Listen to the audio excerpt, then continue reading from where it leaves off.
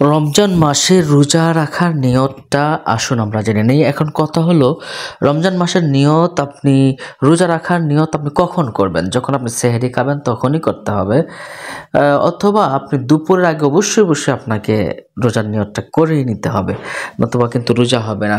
এখন রোজাটা কি আরবিতে করবেন না বাংলাতে করবেন, নাকি মনে মনে উচ্চারণ করলে হয়ে যাবে? তিনভাবে যে কোনো একভাবে করলেই আপনার কিন্তু হয়ে যাবে।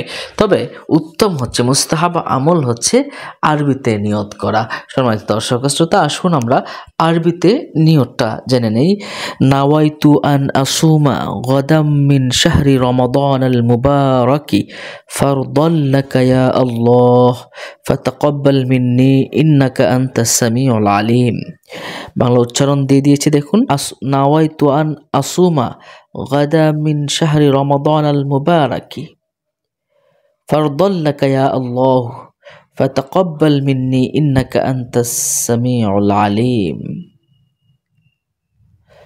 এটার বাংলা নিয়ত হলো, দেখুন, আমি আগামীকাল পবিত্র রমজান মাসের রোজার নিয়ত করলাম, তা তোমার আদেশ ফরজ, অতএব আমার রোজা কবুল করো, নিশ্চয়ই তুমি মহাজ্ঞানী ও সর্বশ্রোতা। এভাবে কিন্তু করলে আপনার রোজার নিয়ত হয়ে যাবে।